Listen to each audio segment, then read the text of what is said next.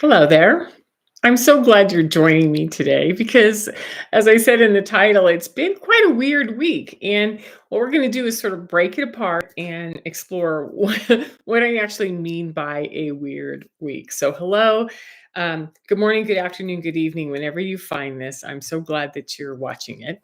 And make sure that if this is helpful, that you like and subscribe so that you can keep receiving these updates that seem to come in throughout the last day or two, and I can share them with you. All right. So, weird week. What we've had is this low, steady solar flare, like, nah, nah, and it really hasn't been giving us much outside of the normal, C1, C2, C1, C2, M1, M1, N2, M1, M2, which means that it's sort of hitting these lower sides and it's bumping us on a consistent level, which I'm wondering if we haven't gotten used to that, right? That isn't our new normal. So we had this sort of low and steady flares, but we also had two things that were fairly significant. One was the summer solstice. The second one was the full moon in Cancer. And this full moon in Cancer had all these astrological squares and trines and quintups. I mean, I just gave up. I couldn't keep track of all the astrological stuff that was going on. I didn't even watch much because I couldn't handle it, even though it was just sort of low and bumpy. Um, that's what I would say. So it feels intense. It feels murky. It's hard to grasp and hold on to people, places, and things right now, especially those that aren't working for us anymore. So it's been a very profound week, and something that's shifted and changed a little bit from what our norm was all through June and May since the eclipse and all of that. So it's gotten a little bit murkier. Okay, so first, let's start with the solar flare activity. I love these charts that Space Weather Live app puts out. It puts these little notifications. So something's changed in the solar flares. I get a little beep on my phone, and it's what Pam Youngins has been tracking. So I look at that, then I check and see what Pam says, and then I bring it to you throughout the week, or collect it so throughout the week so I could bring it to you. Okay, so like I said, we had mainly low to mid-size Cs and then very low M class, except for, and this is the way the chart looks. If you can see it, just sort of, this is what the whole week looked like, but we had these three little pivots or little points here. So on the 20th, which was Thursday, which was the summer solstice, we went up to a M5, which you could see that it just sort of jumped up a little bit. And then on the 22nd, it went to an M2. And then this morning, it was really interesting from about maybe I don't know where the paperwork is. It started at 4:45 Mountain Time with like an M2, then an M1, and then 5:37 was an M1 2.2. 5:46 was an M1.7, and then it went up to this 5.9, which meant that it almost got to an X flare. It was 59.36, which means that it bumped us way, way, way up here. Right here it is, right up here. And so that tells you that something was going on. And if you track, I'm not tracking the sunspots, but Pam Youngins is, and she's talking about where the sunspots are, and we have several active sunspots. So I'm wondering if there hasn't been something that's sort of like, I don't know, there's something coming. I don't know, something coming in the sense that more, right? Not anything big. Now, the other interesting thing is that when this 59.36 happened, it caused a radio blackout. The radio blackout was blackout means that it impacts the Wi-Fi, the broadband, everything, right? And that's all the way across the Atlantic in Southwest Europe and in Northwest Africa. So you can see this huge, and the United States sort of almost was completely out of it, barely impacted, except for the East Coast. So I thought that was interesting. So to me, it feels like something's bubbling out there. When I look at these lines, after so much time. It's like something's simmering, something's bubbling. And whether it's whether it's out there that something's going on or it's inside of our bodies, there's this like bubbling, this emotional, I don't know what to do with my life right now. Because what I'm noticing is that all this week, especially, starting Wednesday, Thursday, Friday, Saturday, it felt like I was off center. Like my muscle testing was like vague. It was if my solid base had moved a little bit, and I'm wondering if that is something you're experiencing as well, right? If I'm feeling disconnected day to day, like I don't know what to do. I could do this, I could do that. And there's this like my body's disturbed. That's the way that I would put it, is my sense of self, my sense of place, my sense of being who I have learned to be is is off just a little bit. And, my digestion is just flat. I have no appetite. I've had aches across all of my fingers, which happen occasionally and for a little short period of time, but this has just been ongoing. So I'm wondering what else you're feeling. And if you've noticed that over the last 3 or 4 days, there's been something that's just sort of barely catching your attention, but noticeable. Does that make sense? So I would say I also feel listless, like nothing's really catching my energy or my passion or my attention. And that there's more dissonance with people, places, and things. The example I would use is I love to ride my bike down to the local coffee shop and get a cup of coffee and sit in the corner and watch all the tourists because I live in a town where 3.8 million people come through to get to Glacier National Park, right? And I'm sitting there, and after about 15 minutes, I'm yawning, like, get me out of here. This is really boring. I don't want to do this today. I thought, what is going on? Activities, things that just don't grab my passion aren't holding me. So pay attention to that as well.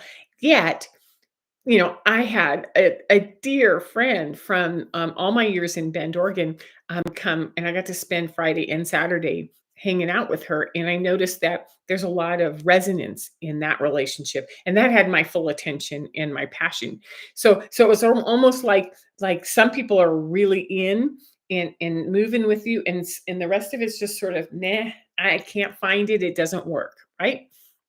So, it's just that some things aren't working for us anymore, and we're noticing that. We're noticing what's working and what's not working, right? Now, I'm going to throw one more thing in the mix because I think that this is important. There's a small group of us that meet once a week, and we work with Tibetan bowls and we work with the grids. I'm a newbie. I've just been invited into this and I'm watching it. And what came up this week was that the clairs, all of the essences of our clairs are sort of coming online in the grids. And I thought, well, this is interesting because we've talked about the clairs here on this channel constantly.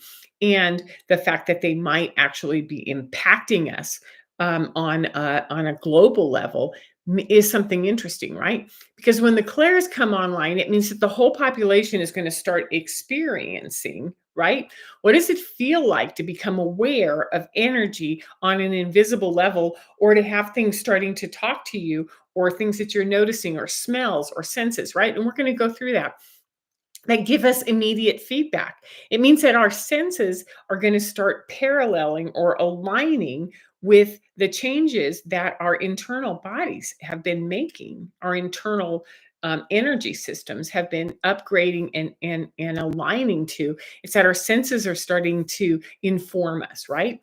So our intuitive skills are also coming online. So uh, uh, what do we do with that, right? To me, it's great because I love that. That's the world I live in, and I'm wondering what it's like for someone who hasn't use that as their norm, right? So let's go through the clairs just briefly. I'm not going to spend a lot of time on it. I've done videos before. You can go back and look at those on the clairs. But clairvoyance is the ability to see. All of a sudden, you start picking up on colors, details, patterns in front of you. Clairaudience is the ability to hear. All of a sudden, if you sit outside, I can hear the different birds talking, and I can hear the conversations going on, right? And if you or you hear the lyrics or the conversations patterning each other in a room, right? Clairsentient is the ability to feel in your body, to feel in your field when something is moving or impacting you. Cognizance is to know. It's like I don't know where that information came from, but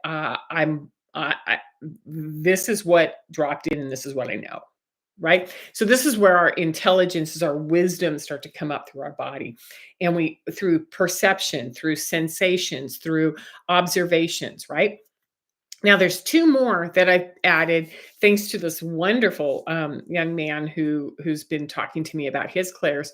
One is clair empathy, the ability um, hmm, to emotionally resonate with something across time and space, which is something that I have been able to do in my coaching practice for the last 8 years and not been able to put my name on my finger on it, which is I can do an exercise with a client in the UK, and we're doing a closed eye polarity exercise, in whatever they're experiencing in their body is what I'm feeling myself. So I can talk to that, I can cue it, I can guide because I'm having a repetitive pattern feeling in my body. So that's called clair empathy. And then the second one is new, is clair agency.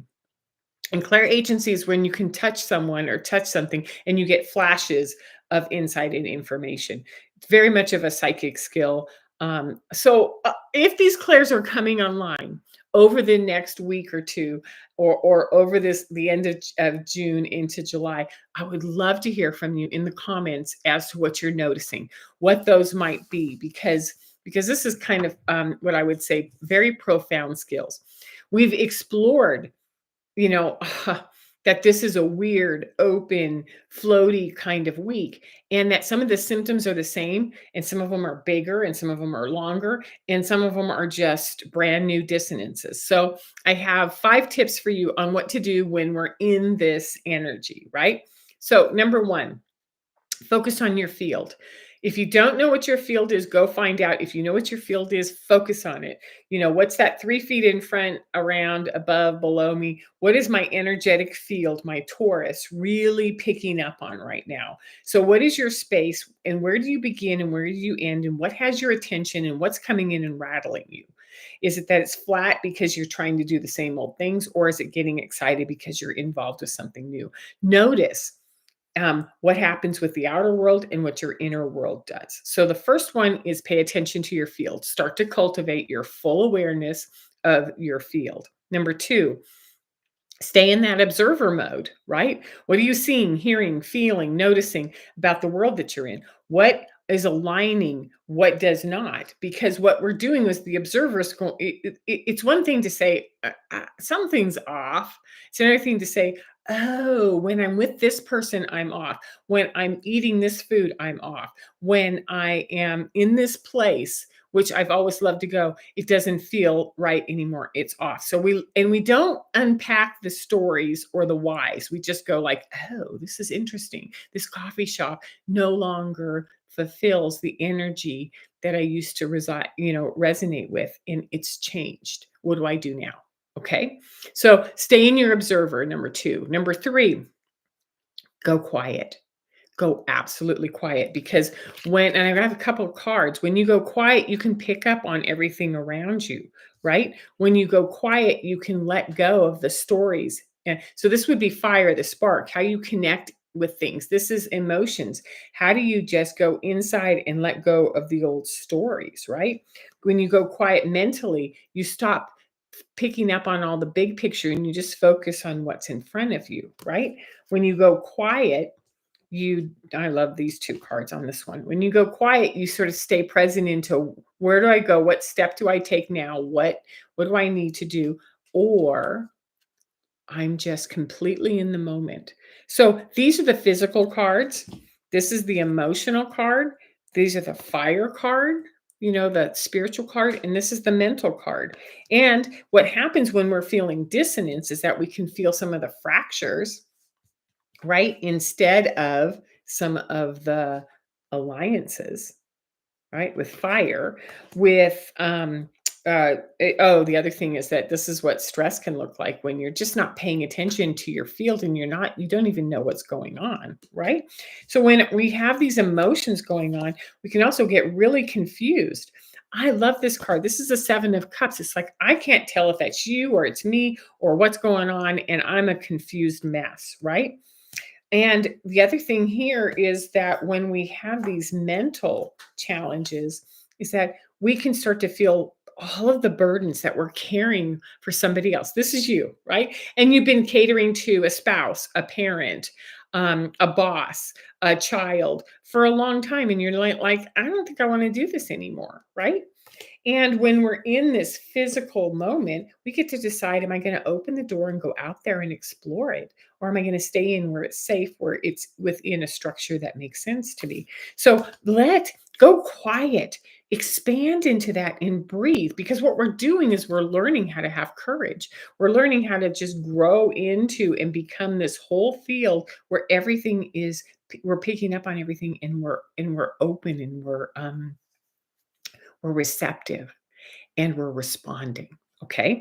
So go quiet would be number 3. Number 4, I'm going to say play with it. It's my favorite line. If something comes up that you didn't know and you just got it, like, oh my gosh, when I sit on the back, I can hear the conversation between the crows over here, the crows over there, and the crows over here. And then they move around and they're actually having a full conversation. Now, to some people, that's obvious. However, there are times when it's just like, God, there's a lot of loudness coming from outside with the birds, as opposed to, oh, I can see it. So then I'll talk to one of them, and then it'll like chatter all over. So I play with it. I throw something out there. I ask a question. I notice it. And then I look and go, well, I wonder what's going on. And then finally I'll find this little cat moving along the fence. And I realize the birds are like totally trying to figure out what to do with this cat. Right. So you use your sight, you use your smell, you use your sounds, you use anything to connect to them, and you start to play with it. Well, if I do this, what happens? If I do this, what happens?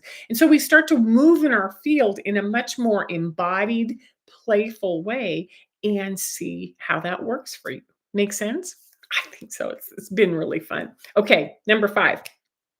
I always end with have compassion. And what I'm going to say is that we're beginning to use some of these skill sets that some of us have had for decades, and we're cultivating them, and they're getting more powerful. Some of us are seeing them for the very first time. It's like we just arrived at Hogwarts and we didn't even know that we could do magic, right? That this exists within us. And some are still like they're totally overwhelmed with everything that's coming in. Right. So have compassion, because we're all at different levels, and we all have different levels of species and DNA and family lineage and inside of us that's going to impact how we use all of this. So all we do is just give love, compassion, kindness, and space to yourself and to everybody, and to hold some curiosity. So I hope that this has helped for today. And who knows what next week will bring. We'll see. I will see you next Sunday. Take care, and get curious and play. Take care. Bye-bye.